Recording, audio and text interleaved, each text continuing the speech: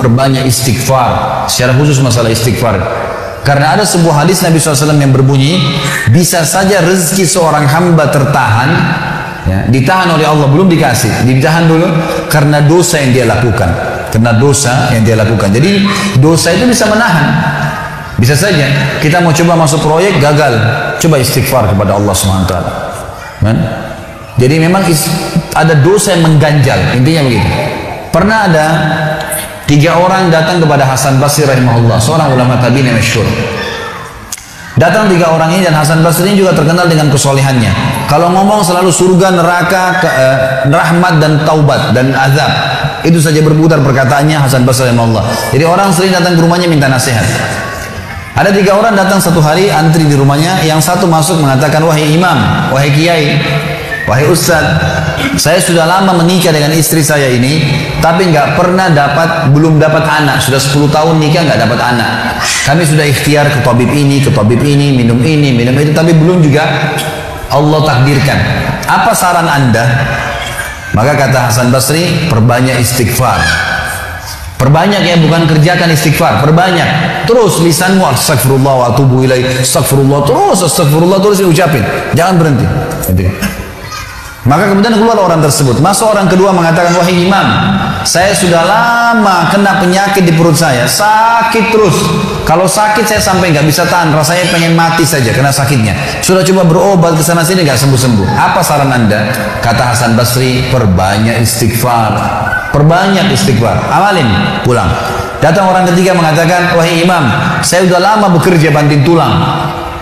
Mayoritas waktu saya sehari kerja keras, tapi saya tidak pernah kaya seperti fulan. Ditunjuk orang kaya di kota itu, di kota Basra, di Irak.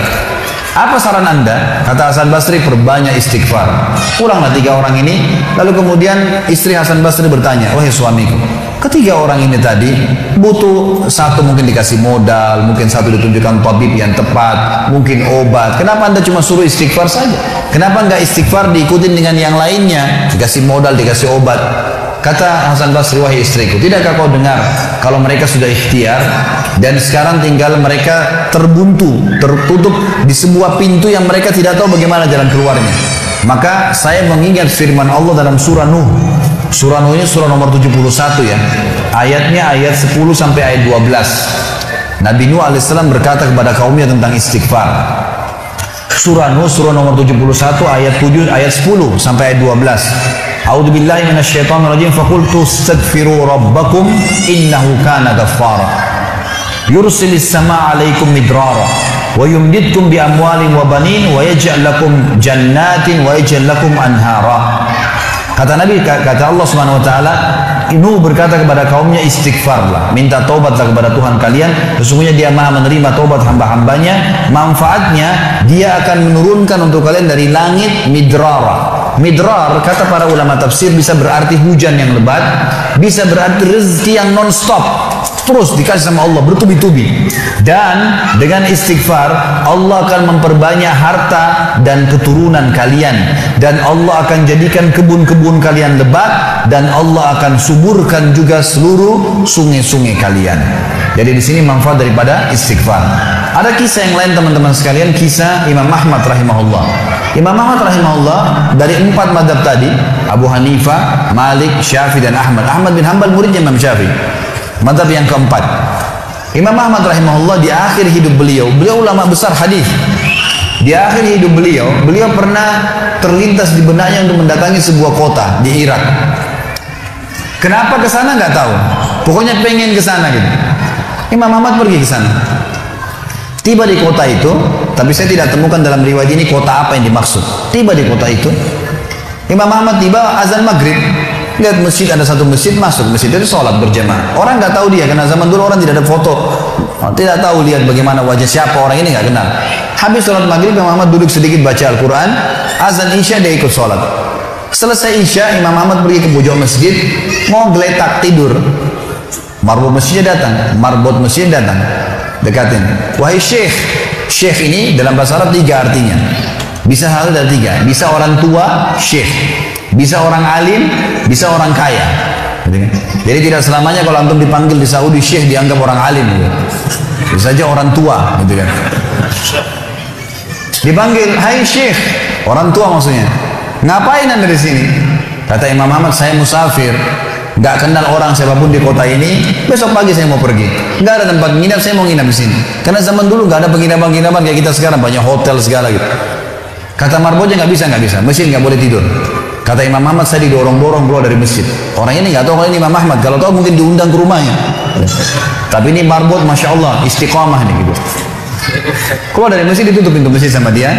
Imam Ahmad lihat orang yang sudah pergi, Imam Ahmad lihat ada teras masjid, tidur di teras masjid. Balik lagi marbotnya. Wahai Syekh, ngapain sini? Musafir, mau tidur, nggak ada tempat nginap. Nggak bisa Syekh. Teras pun nggak boleh, peraturan. Ini saya bilang tadi istiqomah luar biasa. Imam Ahmad bilang, saya didorong-dorong ke jalanan. Dorong ke jalanan. Waktu saya lagi didorong ke jalanan, ternyata masjid bersebelahan dengan kios penjual roti. Ada satu orang penjual roti di sebelah masjid. Lalu dia mengatakan, Syekh, dipanggil Imam Ahmad, silakan ke tempat saya. Imam Ahmad pun datang. Dia bilang, saya punya rumah tidak jauh dari sini, ini kios saya, ada ruangan tempat tidur saya. Silakan anda pakai nginap, besok anda mau pulang silakan. Kata Imam Ahmad menceritakan tentang keadaan dia dengan penjual roti ini. Dia bilang, ada satu perilaku penjual roti ini yang unik. Imam Ahmad tertarik dengan itu. Dia bilang, setiap kali orang ini pecahin telur, ngambil terigu, ngambil garam, itu sambil astagfirullah wa atubu ilaih, astagfirullah wa atubu ilaih. Terus lisannya nggak pernah berhenti nih, astagfirullah wa atubu ilaih, kecuali Imam Ahmad bilang, saya ajak ngomong atau dia bertanya pada saya. Kalau berhenti, istighfar lagi. Selalu begini. Kata Imam Ahmad, saya bertanya, sudah berapa lama kau amalkan nih? Orang itu bilang, sudah lama, dari saya masih bujang. Kebetulan orang ini sudah tua, seumur sama Imam Ahmad, sudah mendekati 60 tahun lebih gitu.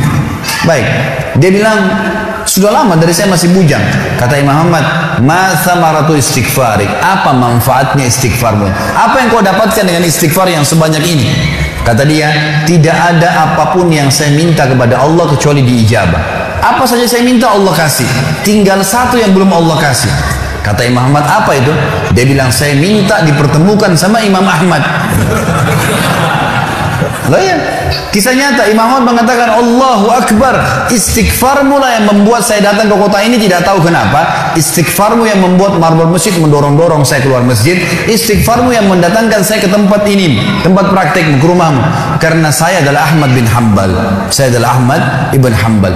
Bagaimana istighfar teman-teman sekalian mendatangkan rezeki yang luar biasa. Permintaan apapun didatangkan. Seorang alim ulama biasa didatangin, ini malah didatangkan sama Allah ke tempat orang ini karena istighfarnya. Dari memperbanyak istighfar manfaatnya sangat besar.